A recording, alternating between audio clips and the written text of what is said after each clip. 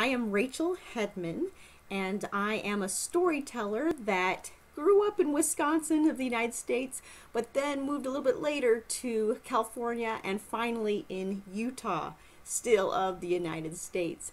And it's been a long time that I have been involved with storytelling, and I am honored to be invited by Riald and especially grateful to the Clippers and that project that is happening through learning about the journey of storytellers.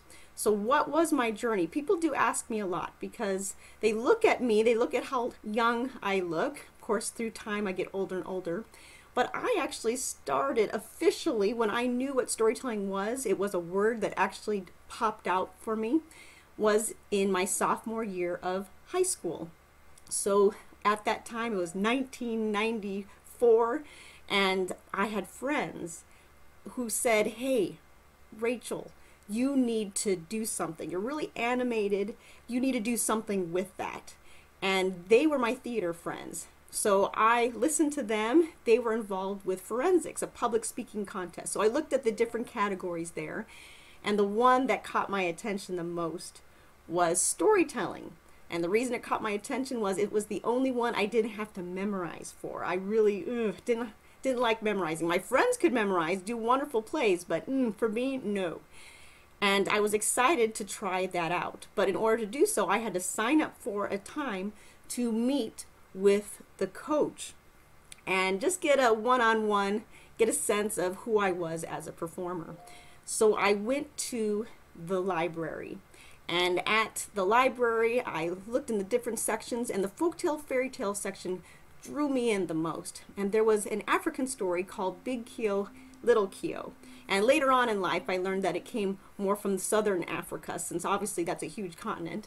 But I learned that story and I told it. But everything that could go wrong, I knew I had done wrong. I had forgotten the ending. I had mixed up dialogue with characters. I mixed up voices, and there was so much stumbling that I had this whole long list of things that had to be fixed. And I waited for that long list from the coach. But all she said was, "Make sure you sign up for more practices." And that was probably the worst thing that I could hear. And I had to deal with that. I had to think about that. On my ride home on the bus, I kept thinking about what she had told me, and I was ready to quit. She didn't really know me, and was this really something for me? But then deep down inside, I was like, oh, I can't be a quitter. And I wanted to prove to myself that I could be a great storyteller. So I didn't sign up for more practices. You probably would have thought I would have said, oh yeah, of course I signed up for more practices and everything. I didn't. I was really nervous at that point. So instead, I actually would practice telling stories in my room by myself, the door closed, or I would tell it in the bathroom, again with the door closed. Basically any small area where I could close the door. I mean, with closet, anything small where I could kind of be contained. At that point, I wasn't really ready for criticism, or if I was, it was I wanted a list and not simply have it be, make sure you sign up for more practices. But I did work on it, and that first tournament came for forensics. And we met at the bus, and I'm sure that my coach was nervous because she hadn't heard me again, but yet she still was allowing me to compete. That's already interesting there. Now, in the forensic world, you have 3 rounds, and you tell a different story in each one of those rounds. And then if you're really good, you get to be invited to a 4th round, or the final round, the trophies that you could win. And I was not good enough to do that trophy round.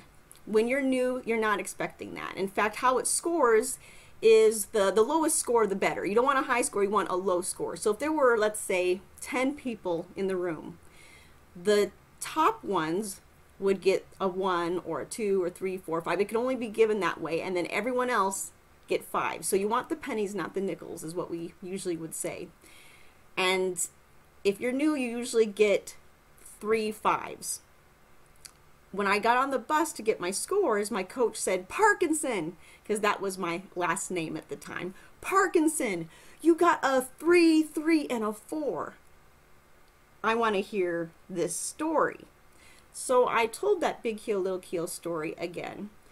And she said, much better.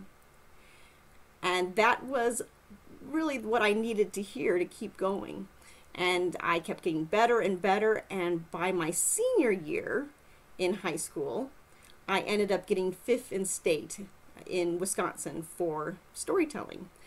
But by then, it wasn't about competing. It was about the love of this art, about how I could find stories around the world, and yet there was something the same in everything. There was something that was just beautiful for all of us as human beings, and that was what drew me. So even though, yes, I was drawn in for a little bit of spotlight at the time, it has turned into something much different now. And after high school, I didn't want to give it up. That didn't make sense to me. I had discovered something amazing.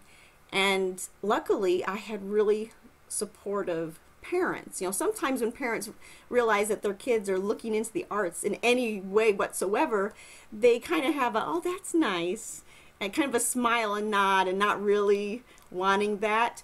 But luckily, my parents knew that I could focus in on a goal and accomplish whatever I wanted to do, whether that be the arts or anything, whatever I wanted to do. So I'm really grateful to my parents in that. So when I went to Brigham Young University out in Utah in the United States, I, as a freshman, wanted to do storytelling. And I looked at the different clubs that were available on campus, and there was not a storytelling club, or at least there used to be one. And then those people graduated and no one took on the responsibility. And all they had left for all the amazing fun times they had was one piece of paper. That's it. Which, if you think about storytelling, is a lot of times preserving history or values. To only have one piece of paper to represent all of that just didn't sit right with me.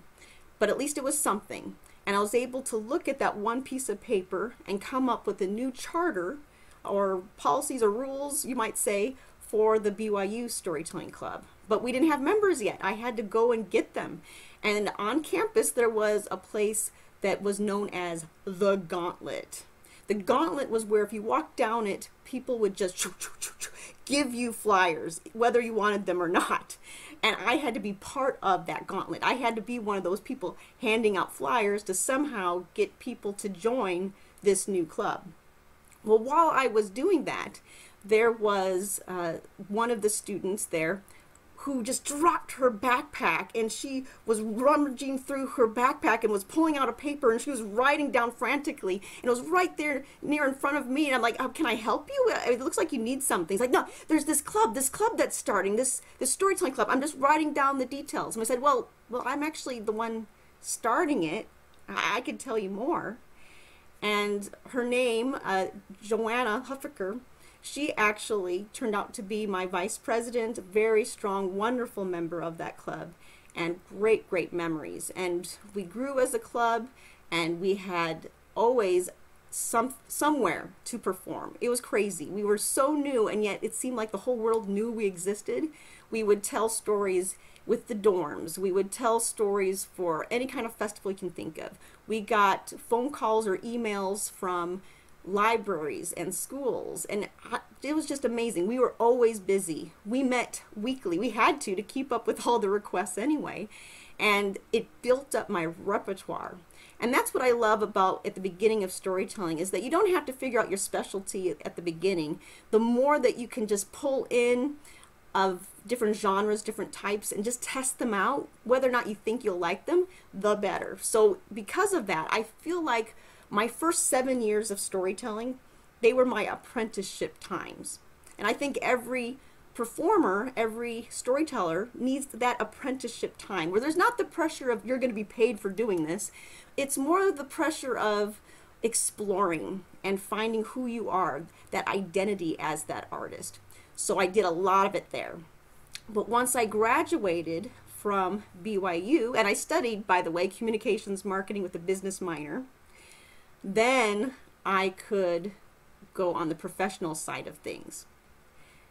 What is interesting is that because I studied communications marketing with a business minor, people said, well, that seems like a strange thing to do when you knew you wanted to be a storyteller. And I told that to everybody. Going into college and everything, I knew I wanted to be a storyteller. I wanted to organize and create some big events for storytelling.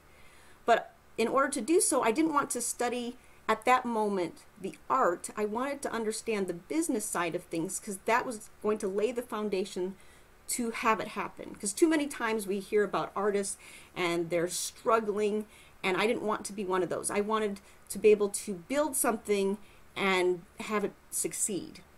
I knew that down the road I could always get more training, more education in that, and that's what I did. So after doing that, I did go for my master's in storytelling from East Tennessee State University, and that was huge. All of this built on each other. And now here we are in 2020. This is going on my 27th year in storytelling. I'm 41 years old right now in 2020. So more than half of my life has been in the art, and every moment, every experience I have builds and grows who I am. And I just delight in it. Now, with all that, my ultimate big idea was something that was going around in my brain for at least 15 years before it actually existed. And you can kind of get a hint right there behind me with in regards to Story Crossroads. Now, this is a 501c3 nonprofit that I founded, but I'm not alone. I have a board. We have a board of about 11 to 12 people, plus about 25 volunteers that help us with different aspects of this organization. And what is it exactly? Well, the biggest focus is on arts education, but the culminating event is once a year we have a festival.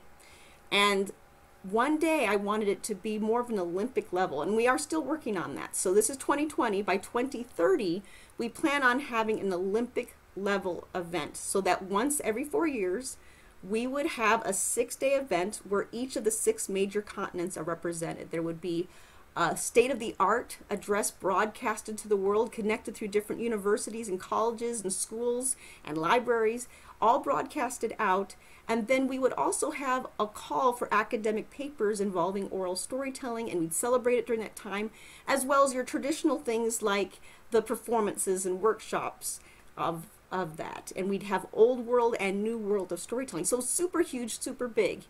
And because it's so huge and big, it was going around these ideas for a while. This 15 years of time of brainstorming, actually having specific meetings with people of what could this turn into. And at the time, it didn't even have a name. It wasn't called Story Crossroads. And luckily, because of my friend Carl Bailing, he helped and gave permission for me to use the name Story Crossroads. He was at one of the very first community planning meetings where we had people from the community, like from education, from the arts in general, from storytelling, from senior centers, from the civic groups, all these different groups that were saying, hey, we think this is a good idea. Let's see what we can do to move it forward. And since that time, we've been doing festivals. We had to adapt this year to have our live festival be a virtual one.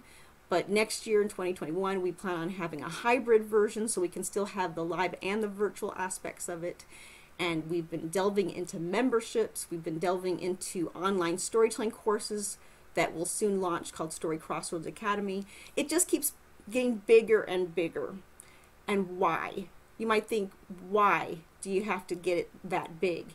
It's because we are in a big world, and we want to reach out, and there's a power to storytelling because it has a way of connecting us and unifying us.